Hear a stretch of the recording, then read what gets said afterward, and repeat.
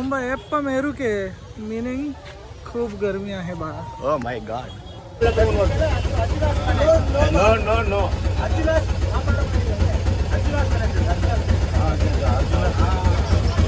आपण चेन्नईला आलो ना तर महाबलीपुरमला तुम्ही नक्कीच येऊन भेट द्या.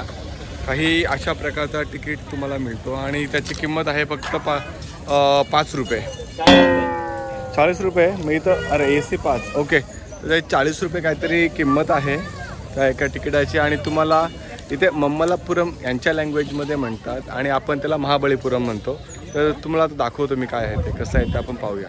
ते आल्यानंतर ना आपल्याला 5 रथ दिसत आहेत आणि त्या 5 रथांपैकी इथं जो आपल्याला पहिला हा जो काही रथ आहे याला द्रौपदी रथ बोलत आहेत. हे बघा हा आहे द्रौपदी रथ. हा जो सेकंड आहे हा आहे अर्जुना रथ. हा आहे अर्जुना रथ आणि हा जो काय समोर दिसतोय तो आहे भीमा रथ.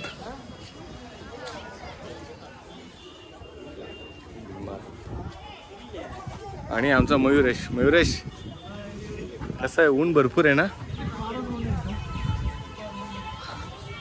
काही गोष्टी ज्या आहेत बघण्यासारख्या मी बघूनच फार सरप्राईज झालो.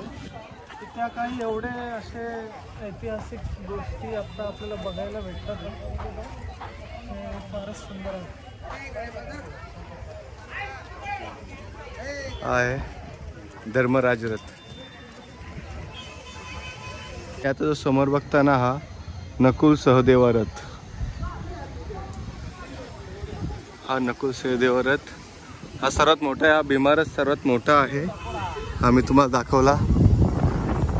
हे बघा चारी बाजूला ना आपल्या चालण्यासाठी असं केलंय त्या लोकांनी आणि बाजूला अशी मस्त ग्रीनरी लावली.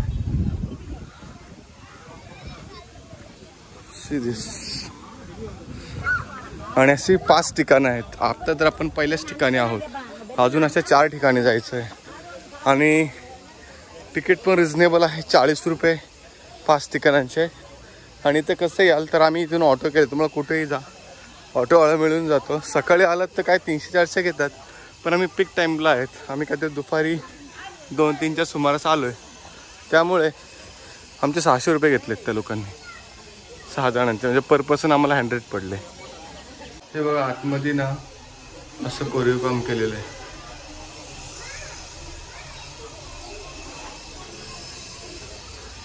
ही आहे आमची रिक्षा.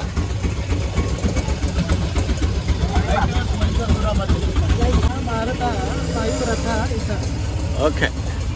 बघा आता इथं आपण आलोय. इथं एक महिषासुरा टेम्पल म्हणून एक आहे आणि एक लाईट हाऊस आहे. ते काय आहे ते आपण पाहूया पुढे. रोंबा एप्पा मेरू के मीनिंग खूप गर्मी आहे बाळा. Oh my God. इथे ना साप आलाय. साप. हा बघा साप. घाबरलाय तो बिचारा.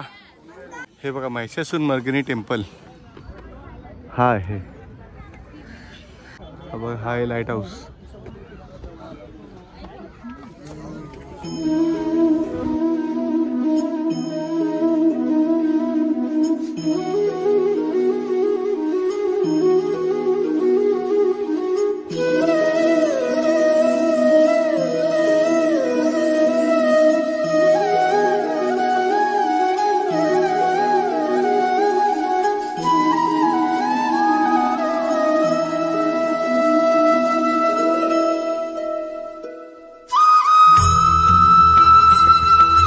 हे आहे कृष्ण मंडपम